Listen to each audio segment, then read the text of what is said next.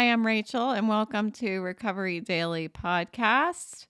I'm a stroke survivor and recovering alcoholic, and today's my birthday, and I had a good day. I did walk to the pool. For any of you who listened to yesterday's podcast, I did get myself to the pool. I walked very slowly and I just kind of lost my focus so that I was just kind of staring, like zoned out, I think is the best way to describe it. So I walked to the pool and then it was kind of all downhill from there. Once I got to the pool, I felt like shit and I sat there for 2 hours dreading walking back, but I knew the longer that I was sitting there, the worse I was going to feel. And this is just from all the visual stimulation, which is why I wanted to go. It's that inner battle that I have. But the sun shining off of the water as it rippled and the kids playing and everything. So I shut my eyes and just took a nice big deep breath and smelt the chlorine air that's just so reminiscent of my childhood. So I took it all in what I could, and I did enjoy that, and that was my gift to myself to get me over to the pool. And I walked back, and I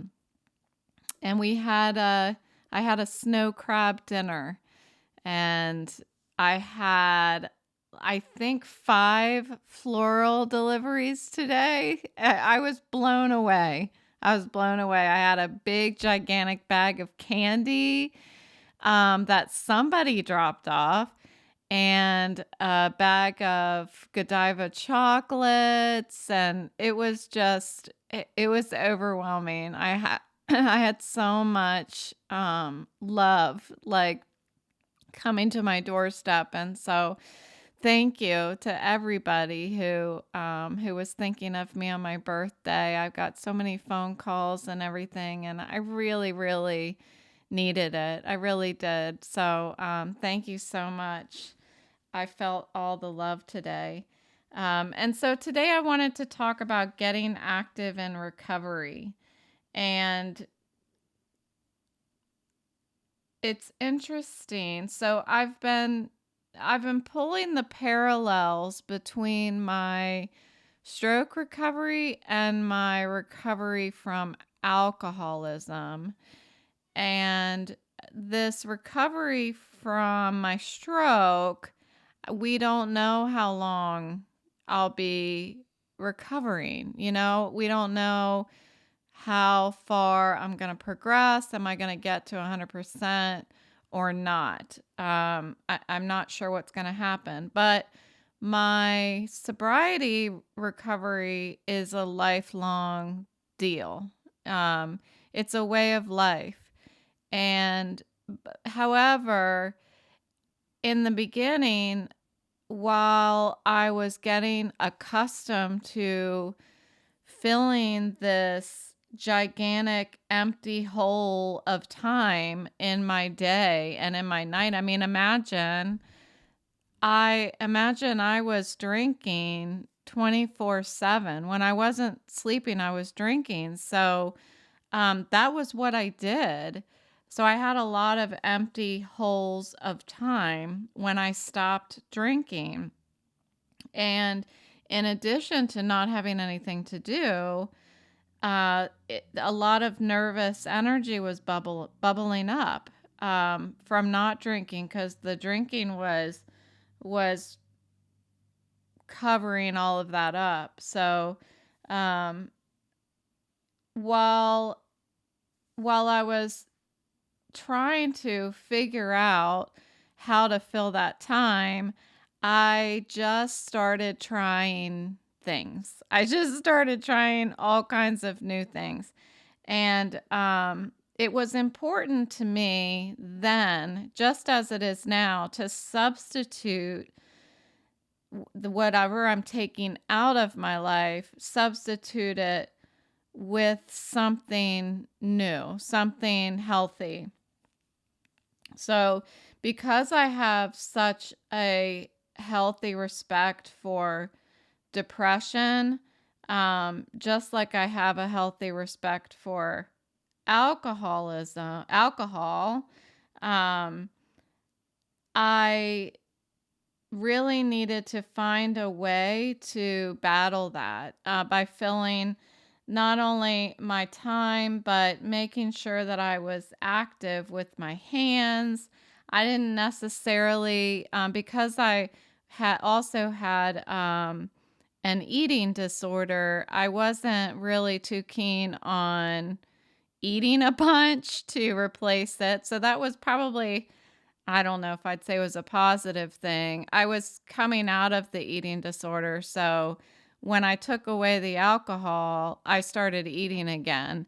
But I wasn't eating so much that it became a hobby of mine. I guess that's what I mean. So I'm glad that I didn't go from being underweight to having to battle another, like, a food obsession, because I have learned in my sobriety that people that struggle from food addiction, um, uh, it's it's fascinating to me because, like, for me, I can take the alcohol 100% out of my life, but somebody who has a food addiction, you can't just remove that 100% from your life. You've got to eat. So, my heart goes out to people that do struggle with food addictions.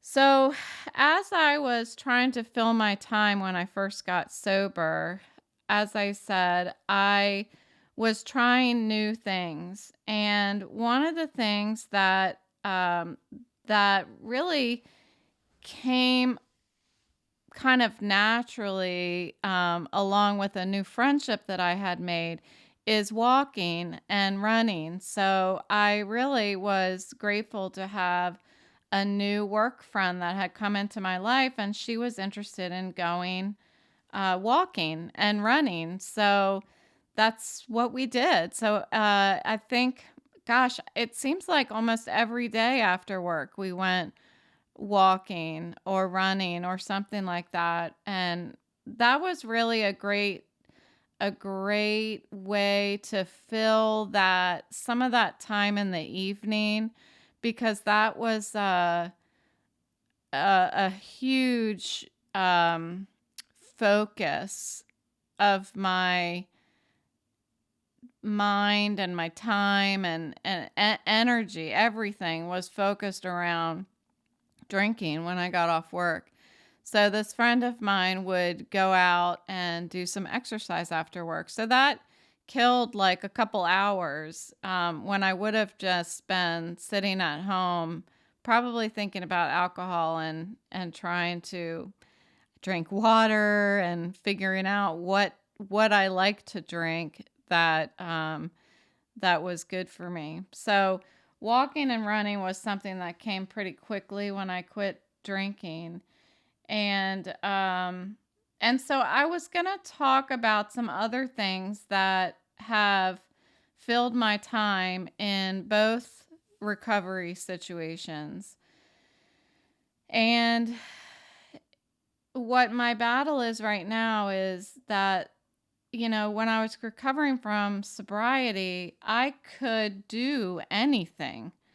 You just give me a list and I had the capability of doing any of it. Now, running was a struggle.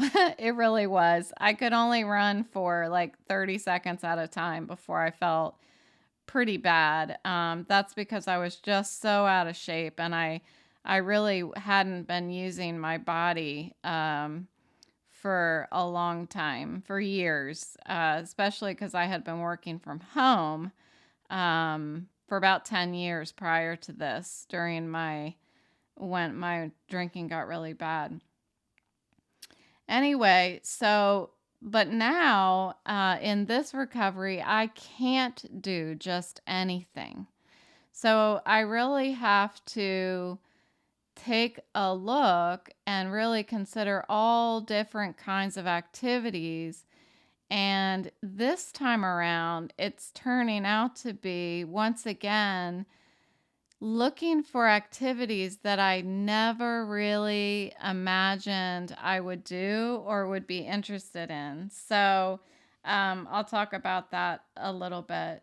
So when I was first in recovery for sobriety, um, one of the ways to stay active is to get active with other people like me. So I hung out a lot with people in my sobriety fellowship and did recovery focused activities. So some of the things that we did, and well, currently I'm not doing it, but just this summer I went to a picnic for sobriety. But what I've done over these years is I've met up for bowling, and we have lots of picnics.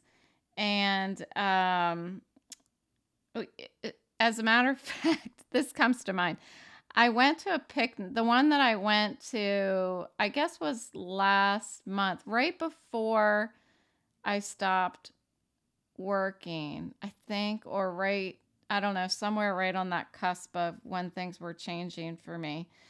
And I went to a picnic and I really wanted a Coca-Cola because that's my thing.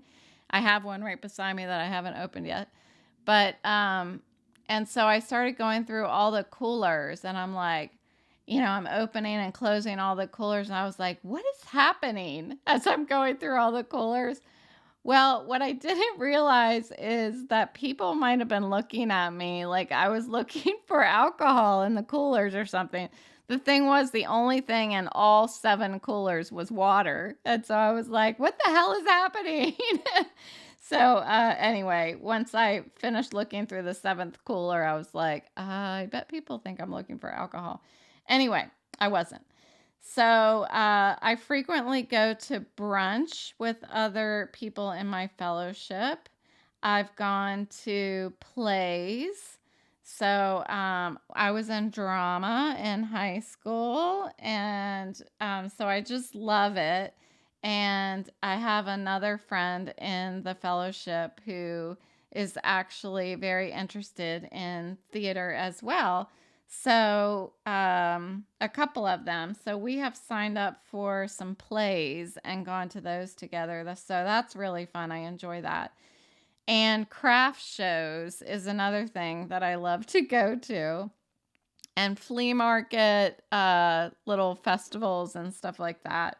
And another option is volunteering for service. So all of these things, all of these events that they have in the fellowship, there are always opportunities for service. So trying to get myself very involved in the program so that I interact with other people, that has been really important to making sure that my life and my mindset is focused on recovery.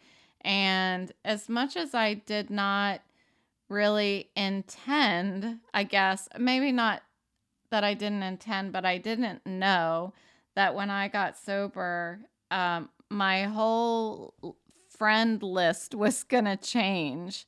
I have just a different group of friends, a bigger group of friends, much bigger group of friends than I did before I got sober. So, and I never imagined it would be fun hanging out with people without drinking. I never imagined that that was possible, but it really is. And I actually do have more fun.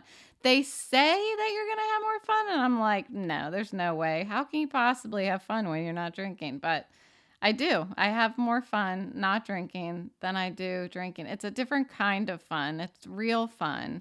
It's fun that you remember the next day and the next year and all that good stuff. So,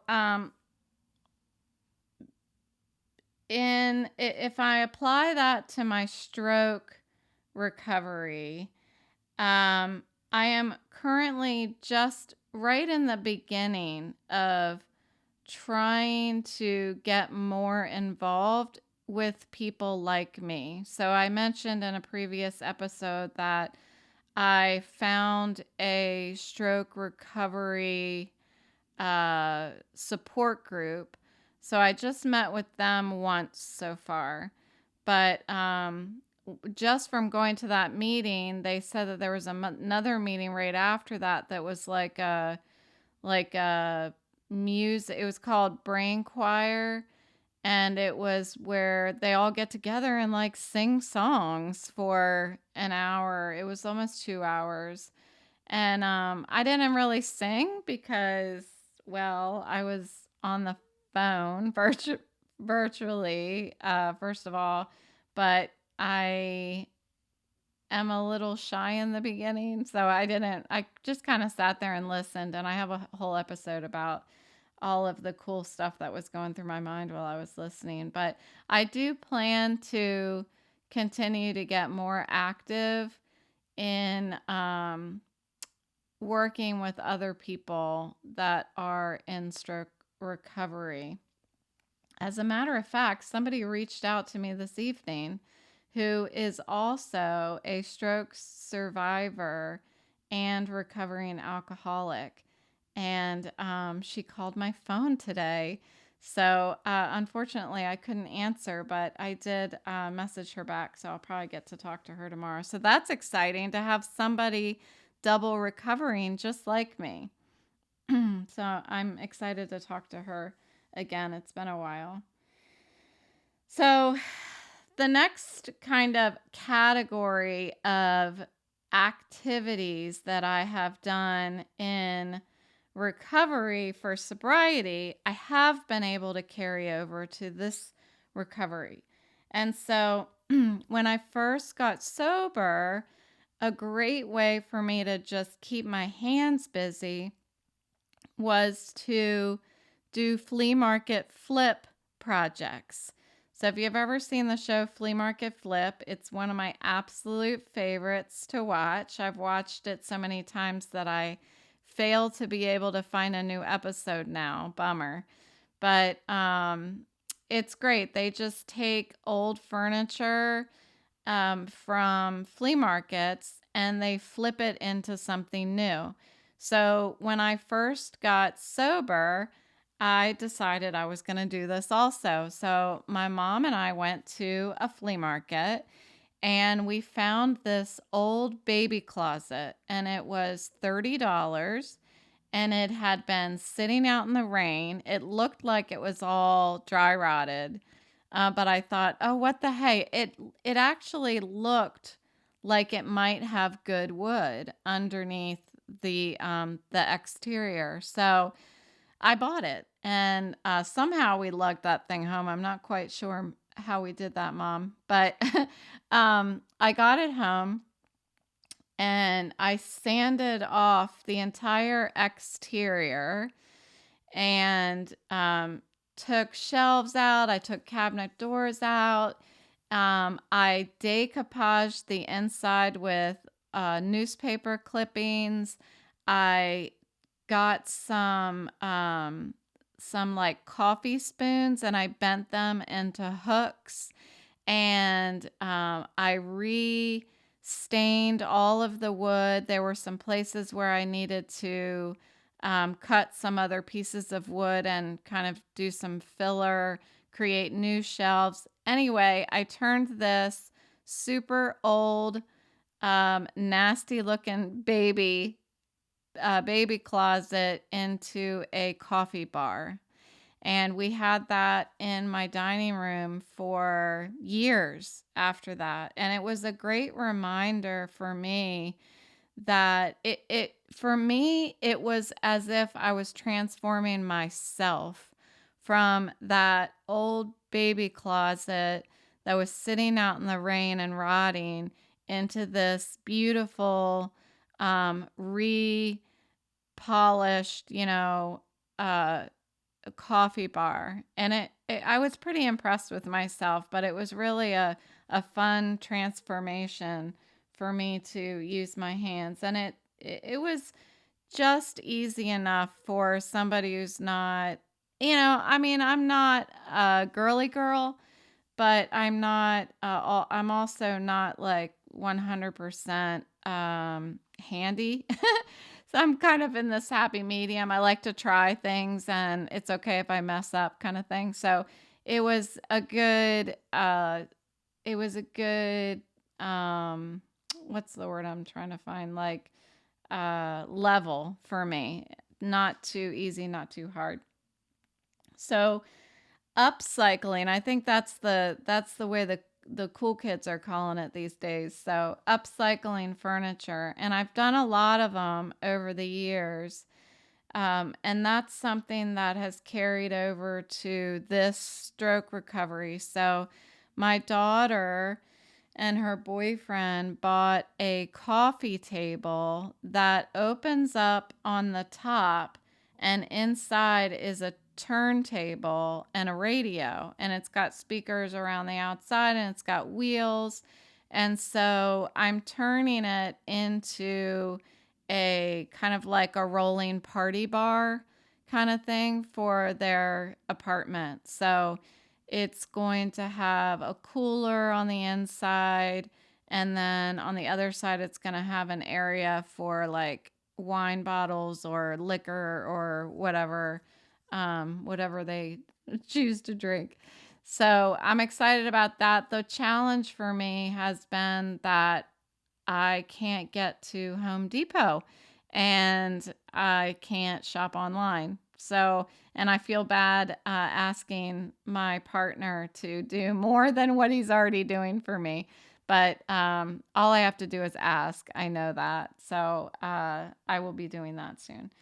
And my niece brought me over an end table from my sister that I'm going to, right now that's in the idea phase. I'm not quite sure what I'm going to do with that little table yet, but I'm excited to have that. So if you have old shitty furniture, bring it to me and I can upcycle it, flea market, flip it. And another thing that I've done recently is I started painting. And so it started by my kids and I watching Bob Ross videos and trying to paint the picture that he was painting in the video. And it's super fun to do. We would all have our phones, and they each of us would pick a different Bob Ross video and we would watch it and paint the picture, and we would all sit together. It was so much fun. This is something we did, I think it was last year, maybe the year before. So that's really fun. But then once my head started hurting, that's not the kind of, I guess, way I would be able to see what I'm going to be painting. So instead, this last time I printed off a picture of a painting and tried to paint it. And lo and behold, I can paint also. So painting is a fun activity. It's a little difficult for my eyes right now to focus on something like that. So I haven't been painting yet, but I'm hoping in the next couple months I'll be able to paint again. I've talked about sewing, and that's been a brand new hobby of mine. So I've upcycled some clothes. My daughter has, we always donate our clothes to Goodwill and other donation organizations. And so I decided, after watching a show on Netflix called Next in Fashion, again, this is something my mom recommended that I watched, and so they take material and they drape it over their mannequins and pin it and do, like, as somebody told me today, like freestyle sewing or draping. And so I watched the show and it looked super fun. And I thought, I can do that. So I already have a mannequin. It's just a mannequin for like decor. But I started doing it. And I started taking the clothes that we were donating from Goodwill and taking them apart and using the material to create new clothes. So I've done it I've done it like five pieces of clothing. The last three have been closer to actually wearable. So I'm going to keep practicing it. And then the most recent thing that I've been doing is I took so I have a coffee table book that is about hotels, like bougie hotels all over the world. So I decided that I was going to try to sew the landscape pictures in the book. So they have something like landscape quilting.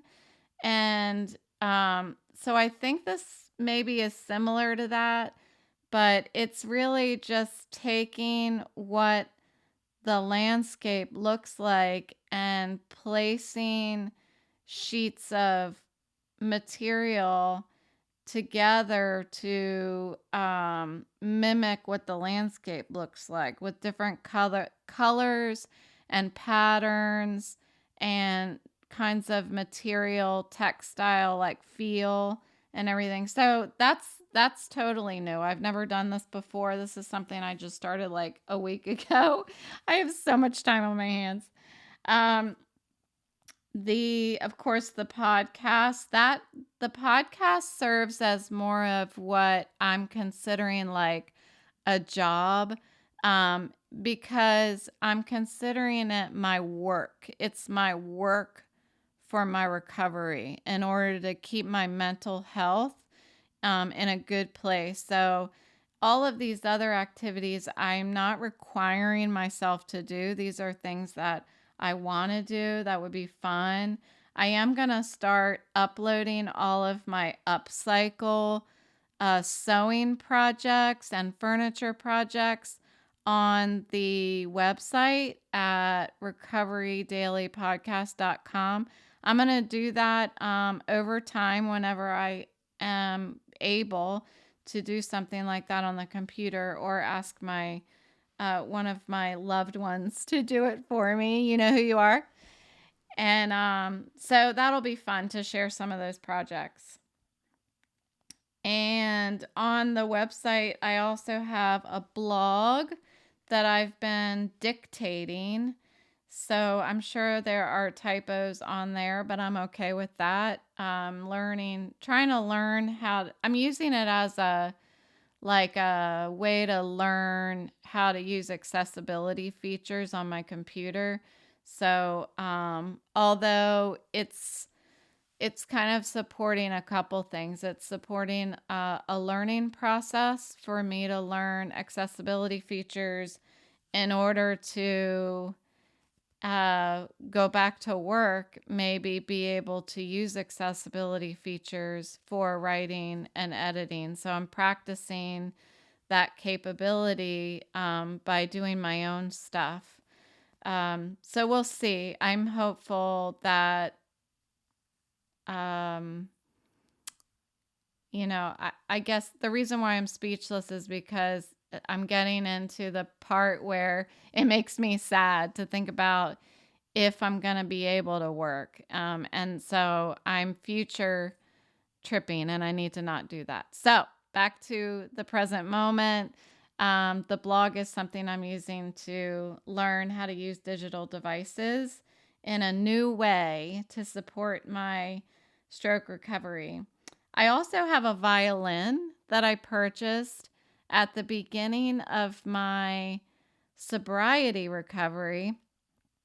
And I have gotten it out a couple times years ago. So I got it like 7 years ago or something. And I got it out a couple times and I'm like, no. I don't know what I was expecting. Like I was going to get it out and it was going to be like, I was going to be like the next, I don't know, violin. Uh, I can't think of words today. Um, good person at violin, but yeah, it didn't happen. I should get it out again. Maybe my stroke caused me to be like an amazing violinist. I haven't found, they say like some people have like brain injuries and all of a sudden they can speak Chinese and stuff like that. Maybe I can play the violin. I don't know, who knows. I certainly haven't found what it's done for me yet. Okay. So, my sister recommended this past weekend when she visited that I should consider baking. So, my boyfriend bought all the stuff for me to make big, gigantic pretzels. So, I'm going to be doing that soon. So, that is the category of being creative. And then the last category that I try to get active in is exercise. And so this has been the most challenging for my stroke recovery because it involves movement. So right now, the best thing that I can do for myself is weightlifting. That's does not hurt my head at all. I'm dipping and dabbling in yoga, and my vision therapist wanted me to cut back on that a bit. And so I actually haven't done any yoga. I don't, maybe I did it once since my last vision therapy appointment. But anyway, we'll see. I'll try it again. And so walking, I haven't really been doing. Running, no. Biking, hiking, kayaking, tennis, all of that is a no. These are things that I have discovered I really enjoy in sobriety, and I'm certain I'll be able to do all of that again one day. Cleaning is one that I consider exercise, and it's something that when I first had my stroke, I did a lot of when I was on my short-term disability. But this time I am really lacking energy and just do not feel stable on my feet very much. So I haven't been doing as much cleaning as I did last time, but I consider that exercise. If you're cleaning right, you should be sweating. That's how I see it. But most importantly, today, what my partner and I talked about is I tend to try to cram everything into one day. And so today in this stroke recovery, what I've been doing is picking one main activity per day to do. And if I have time and energy, I have a backup activity to do. So, like, for example, today my activity was to go to the pool, to walk to the pool. And so, I spent the morning resting up and honestly, I was resting until all of my flower deliveries started coming. So I actually didn't sleep as much as I was planning on sleeping, but I'll take it. If I get flower deliveries every day, I would prefer that before sleeping. But anyway, so then I went to the pool in the afternoon, and then after that, I really was resting again and laying down. So, and getting more flower deliveries. So, Anyway, so this is just really a kind of just an overview of all of the activities that are available to people in recovery, and and it was a boost for me to remind myself that there are endless activities for me to participate in. And so I'm going to continue to keep pushing forward and making sure that I have something planned each day to keep my mental health in check, keep my physical health in check, and my creativity in check. So thanks for listening, and I will talk to you tomorrow.